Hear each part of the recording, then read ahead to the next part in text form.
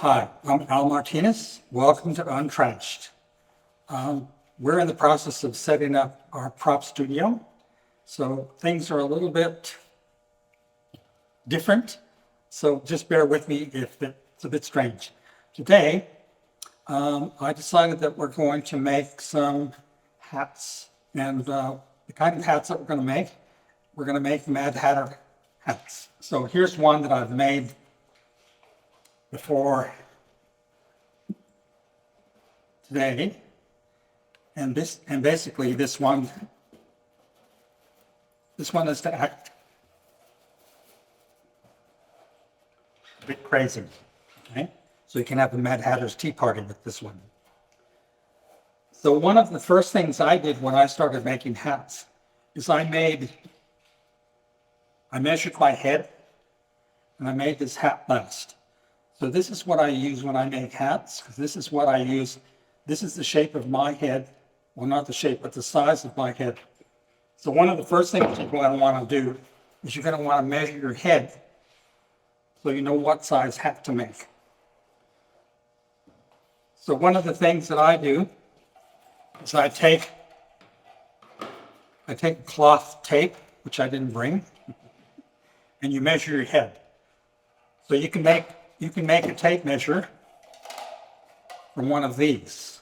Okay, this is an untrashed tape measure. So I'm going to use this. I'm going to measure the circumference of my head. So that's the circumference of my head. And I'm going to measure that on the table here to see what that is. And that's 23 inches. So what I did when I made this is I measured this. To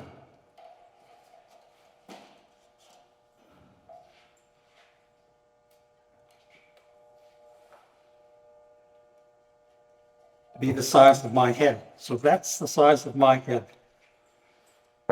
So once you've got that,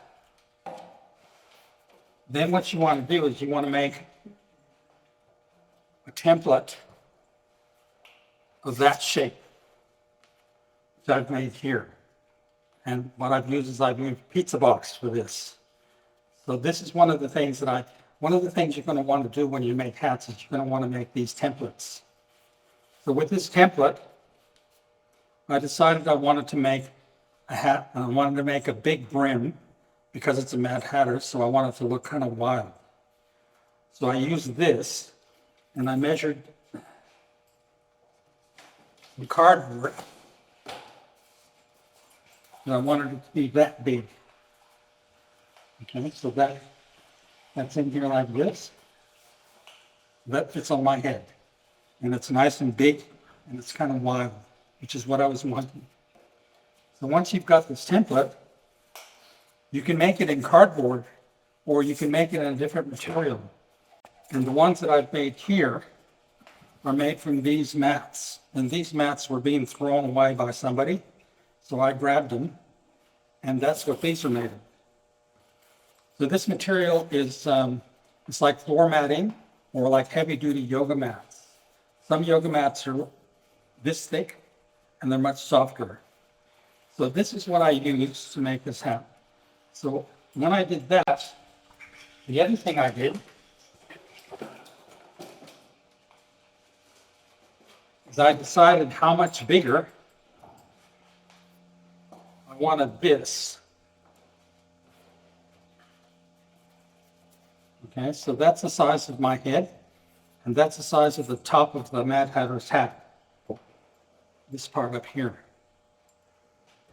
Because I wanted it to flare out.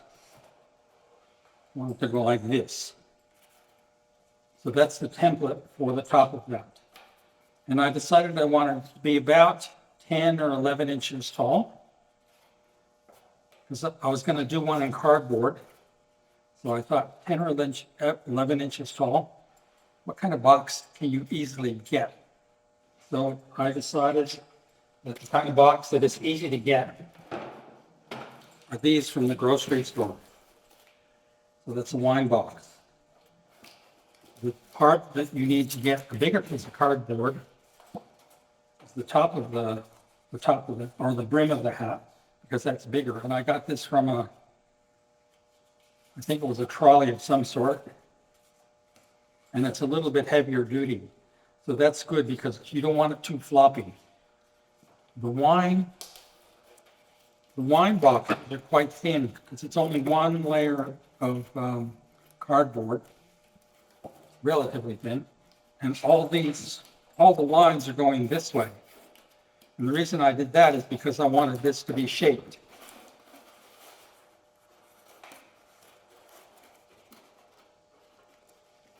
I want it to be shaped and fit inside here. And I made these slots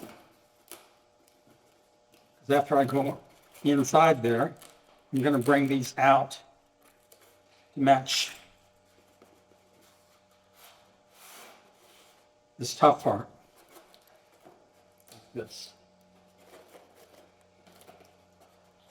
So when you put these on here, and this thing flares out, there's going to be a space between these all the way around, and that can be covered up with material, or you can use shopping bag, or you can use like grocery bags, plastic grocery bags, or you can use cloth, whatever you like.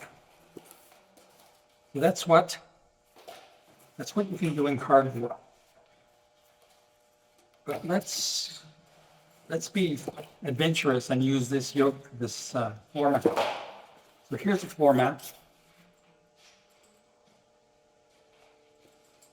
This is the shape of half of this, with these things already flared out.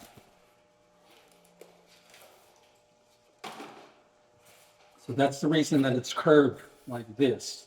It's wider at the top than the bottom. So you're going to cut out 2 of these. So I'm going to mark these on here.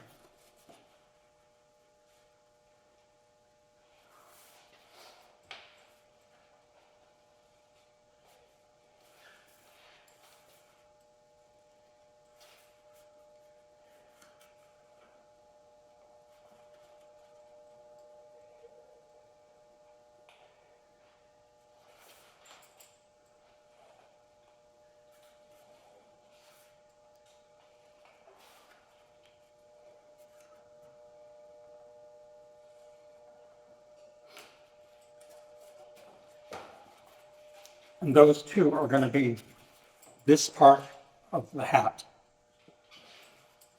So you can cut it in a couple different ways. One of them is to use a really sharp, one of these utility knives. And this needs to be pretty sharp because what you want, especially on these side parts here, you want this to be nice and flat, not too ragged, because you're going to glue it together. So I'm going to use this first. Actually, I'm going to touch it up a bit, or I'm going to use another knife. So that other knife is. So if you're good at sharpening, get yourself an old kitchen knife that's thin blade and sharpen it really sharp. I'll show you how sharp.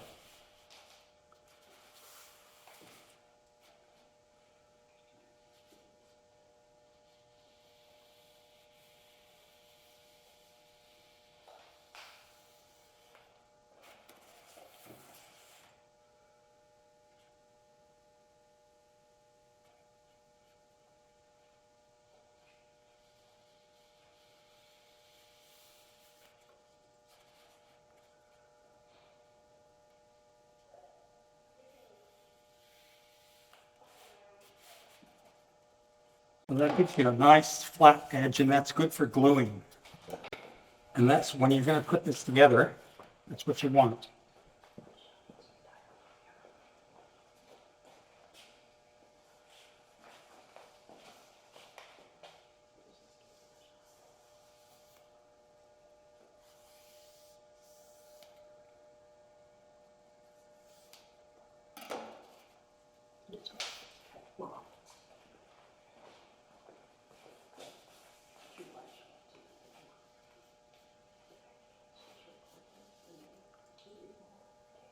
top edge and the bottom edge don't have to be too good because you're going to trim those anyway once you start to assemble your hat.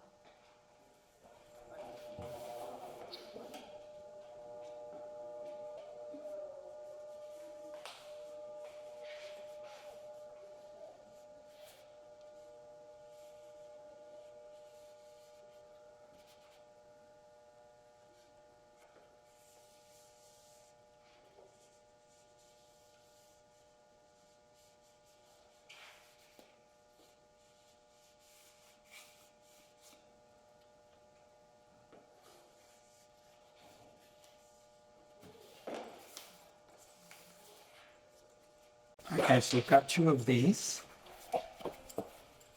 So these are the sides. Now what I'm going to do next is I'm going to actually heat bend these to that shape. So I can glue these two edges face to face. And at this point you can choose whether you put the texture side out or the smooth side out. So what I'm going to do is I'm going to put the texture side out because I think it's a little bit more interesting. So for that, you're going to need heat because that's the kind of temperature that's going to make this change and retain its shape. Otherwise, it wants to just spring back out. So what I've got here is I've got a heat gun. And the kind of heat that you need it pretty hot. Okay, so if you have a heat gun that doesn't have a variable temperature, it might not be hot enough, but you can do it like over the stove or something. So what I'm going to do is I'm going to use the heat gun.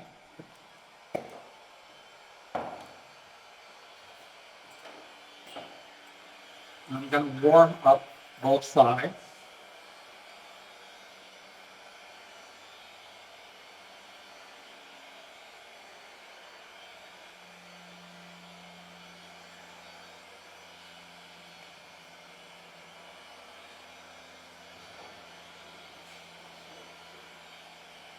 If your heat gun is really intense, you have to be careful you don't burn your rubber. So what I'm going to do is I'm going to heat the center.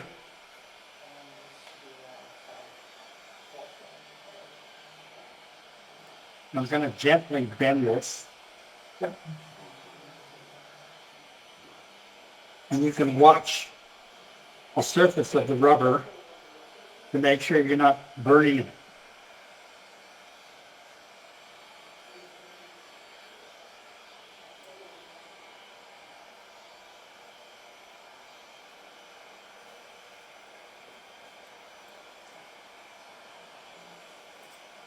Be careful not to burn yourself too.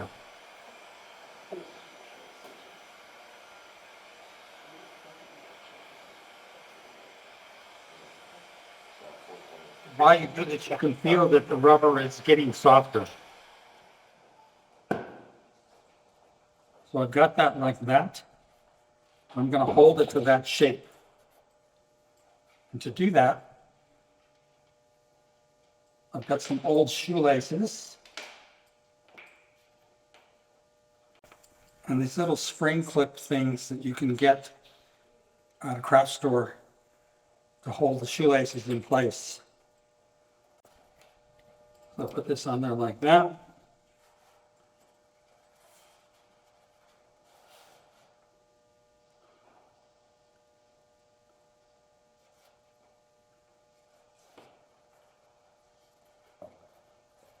So I'm going to let it cool, let it sit like that while I do the other one. I'll get this one ready first.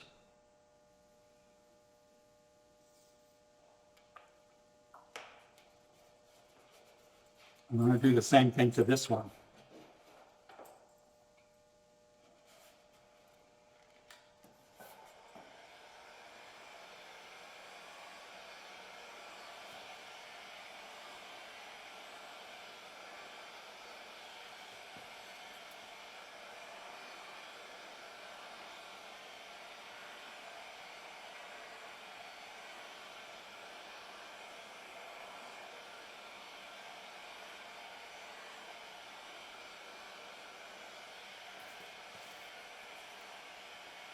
Yeah, it's already curling.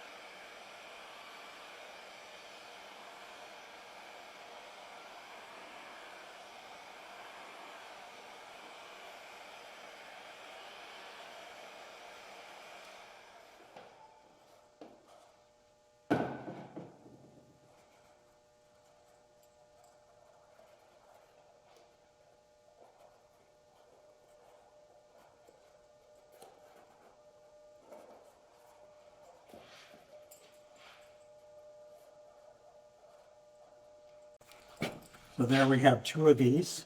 We're just going to let these cool for a minute. So I'll put those there. The next thing we're going to do is we're going to cut this top part. And that is based, again, on this distance here. So that distance is 16 inches. And this is where you need to know your mathematics of it. Because if you know the circumference, you divide it by pi, which is 3.1459269, and the number goes on forever. So I've done that, and I've come up. What I've done is I've done that, and then I've made a template from Pizza Box here. And that's the one I'm going to use for this. Okay, this one, this template is actually a bit smaller because this one actually went inside to hold the shape round. This one is a little bit bigger, as you see here. So that one's going to fit at the top here, or just below. It doesn't really matter, because what I'm suggesting is that this is all just sort of playing it by off the cuff, I call it. Okay, so there's a lot of experimentation in what I do. So I try things, and if they don't work, I try something different, or I change it a little bit. Okay, when I first made this one, I didn't calculate the distance around here, so I had to add a piece, which you can see here. The one that I made this previously is this one here, and it's only got one seam here. So this one is a little bit more accurate in terms of what I did. Okay, so as you can see, that fits pretty precise on the top here. So I'm going to make, I've already got this one here, so we won't bother doing that one. So now what I'm going to do is I'm going to glue these together. And I've got some hot glue or some contact cement here.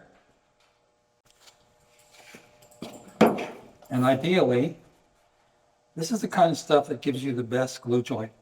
You can hot glue this together, but you have to really know how to use hot glue so it's not too messy and you get a good tight seam. So I'm going to put a piece of cardboard down.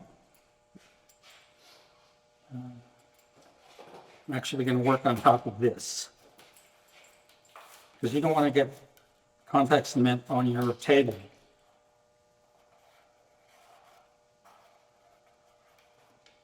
So see, when I let that go, it's already staying that shape.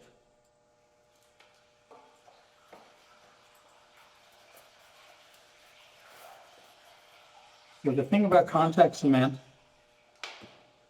and the reason they call it contact cement, is that it's designed that you put it on both surfaces, and when they make contact, that's when they stick together. It's not like hot glue where you glue it down and then you can leave it. So this one, I'm going to put it on both sides, and then they've got to sit for a minute or a little while until it looks dry before you put them together with contact. Now, the other thing I want to tell you about this contact cement is that it's got what they call hydrocarbons. And the hydrocarbons are designed to evaporate, and that makes it cure quicker. So when you do this, if you do a lot of this, you have to do it in a well-ventilated area because those hydrocarbons are going to make you high. Okay? It's kind of stinky, so you have to be careful. So I'm going to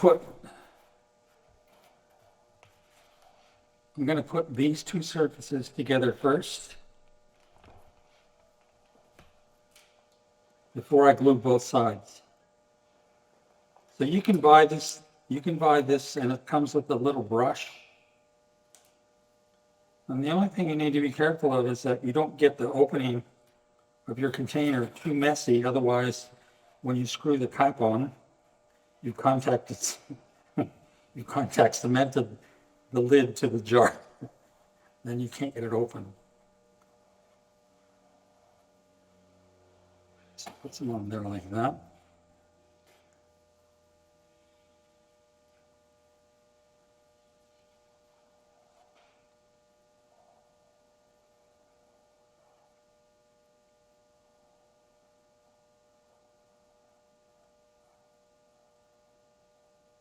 And you just want a thin film of the contact cement on there.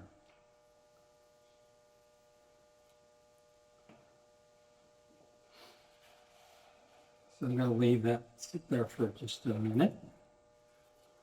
And then I'm going to talk about kinds of things that you can do with this hat once you've got it done. So this is the one that I've done today as we were setting up the prop shop. I made this one yesterday, and I decided that I was going to spray paint these stripes. So I took masking tape, and I put tape where the green lines are, and where the openings were, I took a can of spray paint, and I sprayed the foam. When I pulled the masking tape off, you get these painted spots, and I went around the outside with a fat marker to make it a little bit more uniform. The thing about masking tape on this stuff, because this is porous, it doesn't give you a really good seam. So there's a couple of things you can do. You can do patterns with a marker, so you can get different color markers, and you can do different kinds of patterns on. So if you have a piece like this,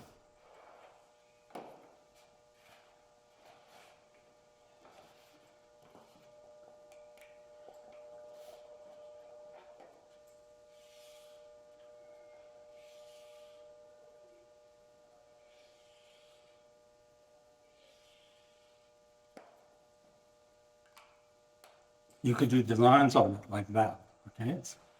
Again, there's no rules. You can do whatever you like.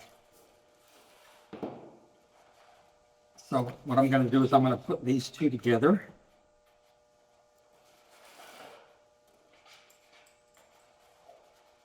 And I start at the bottom.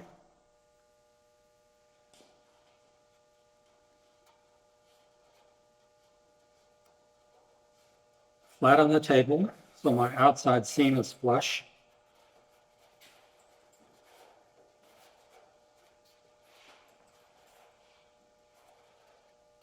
And I push that together.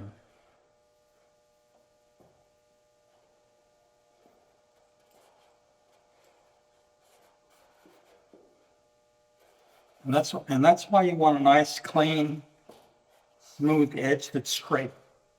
If they're crooked, they're not gonna make very good contact because the contact is only in the high spots. So we'll do this next one.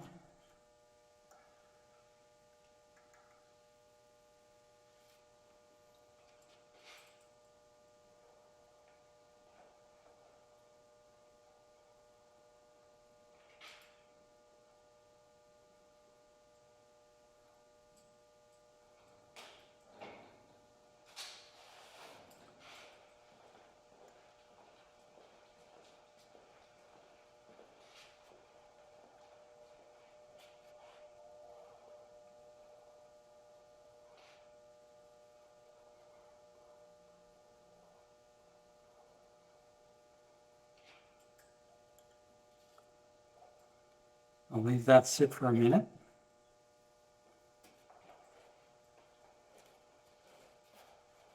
And what I did,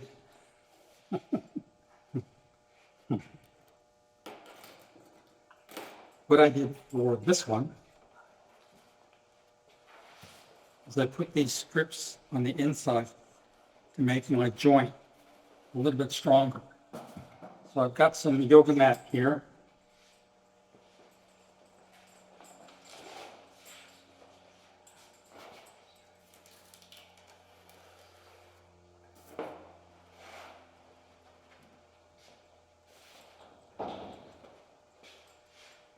So this yoga mat is quite thin.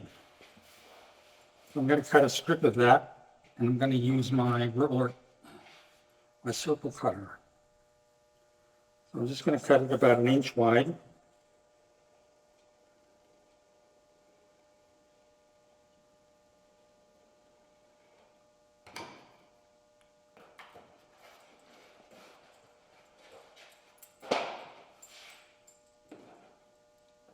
I'm going to cut these about 3 inches.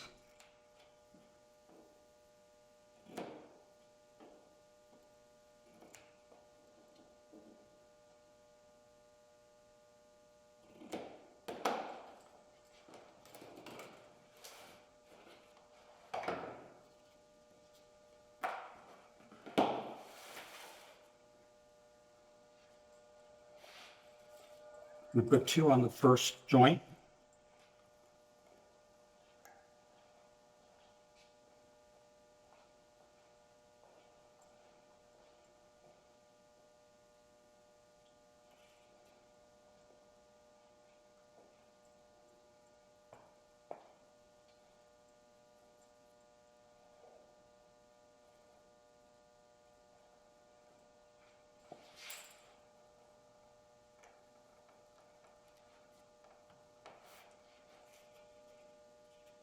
I didn't wait.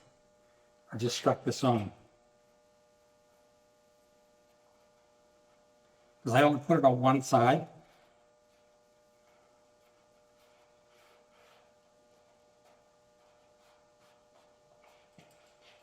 I'm going to put the glue on these things, on these strips first.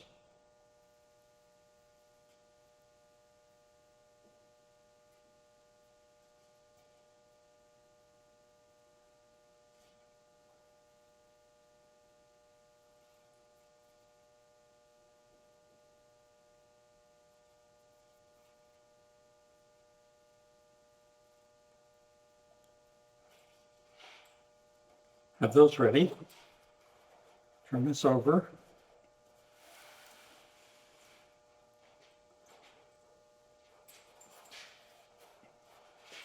Start at the bottom.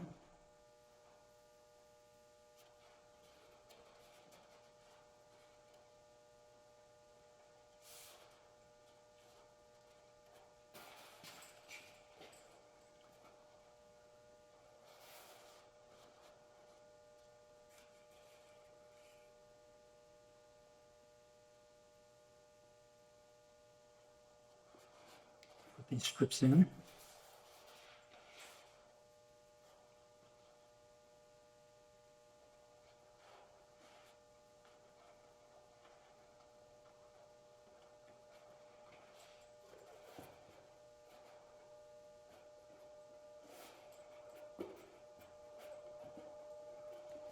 And I'm going to put these things around here just in case it wants to spring open.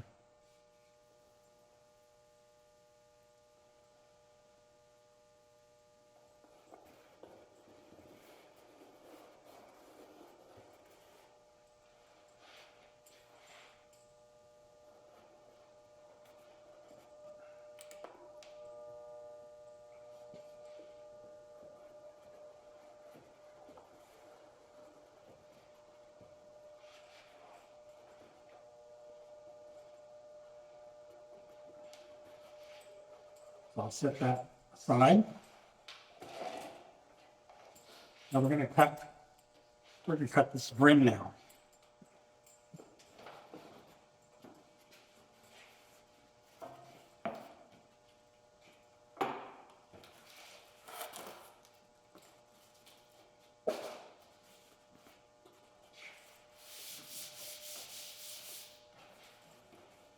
So you can see why they threw these away. I had to pull stones and wipe the mud off and everything. And so what I did was I sanded them. And when you sand them, you get some of that muck off. It also makes it easier to mark. So I'm going to use this cardboard template.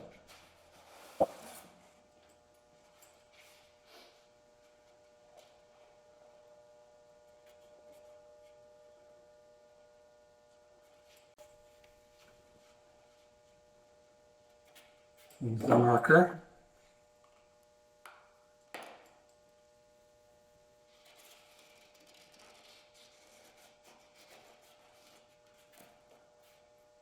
And this cardboard template is not symmetrical, but it doesn't matter.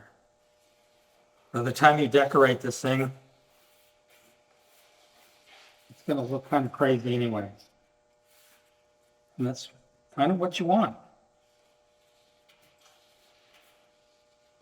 Unless you're one of those people that likes everything exact and precise, then you want to draw quadrants and you want to do one corner at a time, which is what I did in one of these. But again, there's no rules.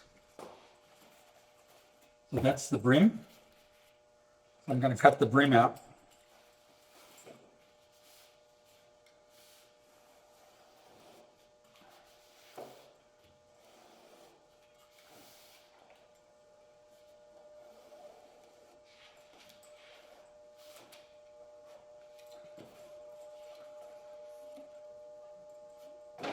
It's kind of quick because I'm not sure what we're doing in terms of time.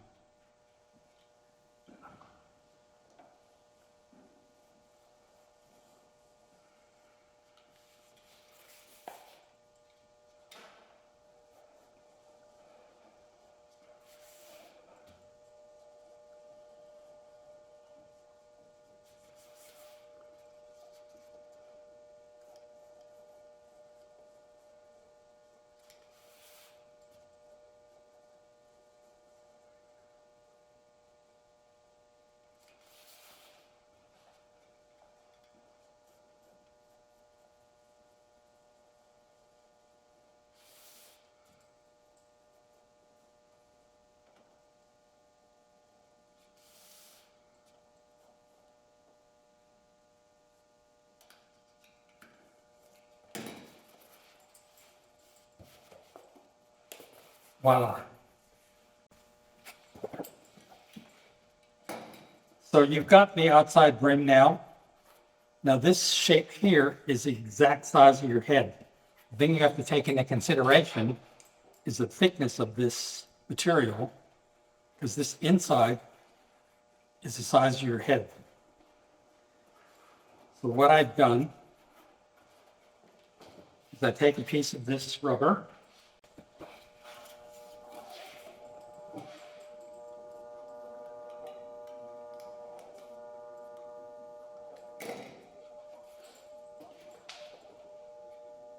and I give myself a mark here.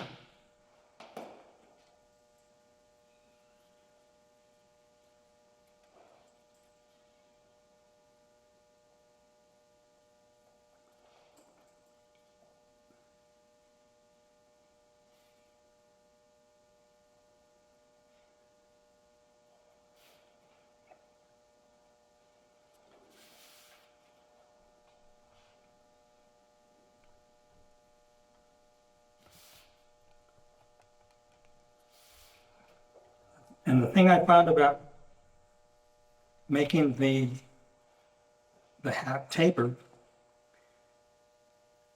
is you can adjust how deep this is.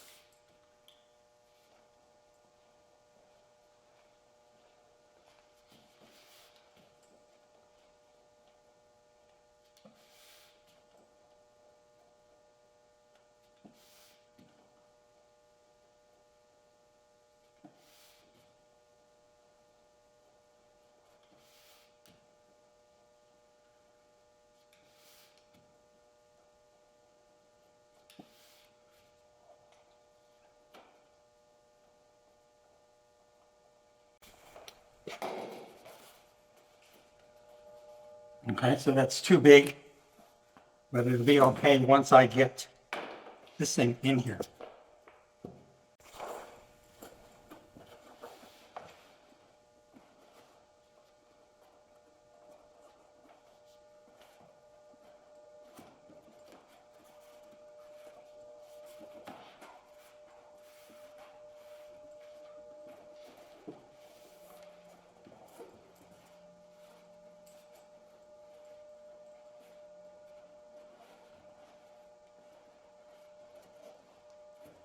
Okay, so this is where the fact that it's tapered works, because if this hole is too big, you can slide it further down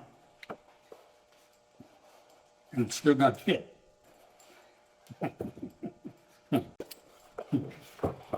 So from here, then I'll slip this top piece in.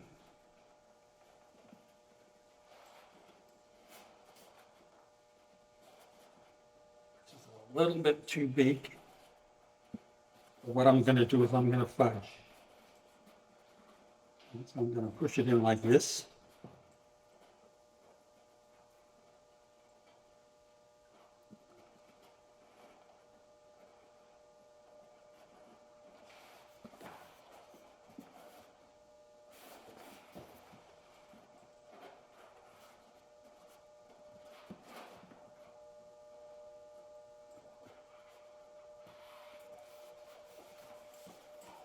This is where you can play around with the design of the hat.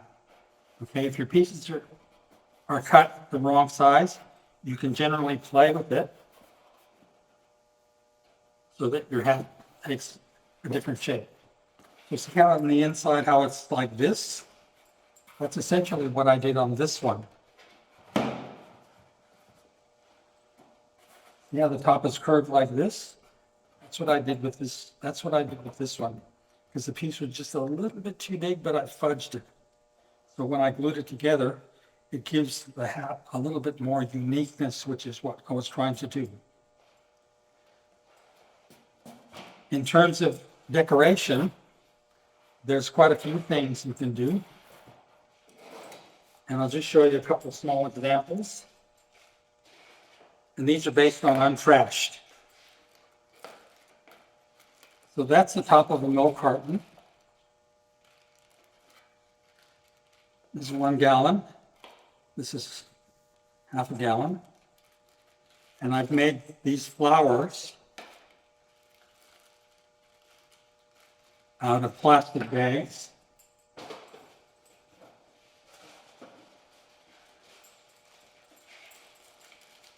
That the bread comes in. The other thing I made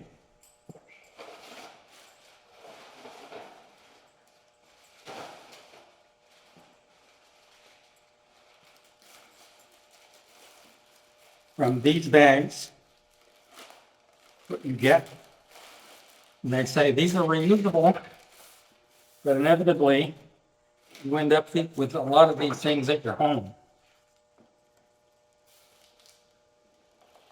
So with my circle cutter,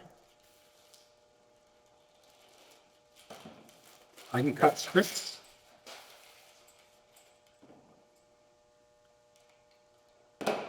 And I can use the strips for decoration.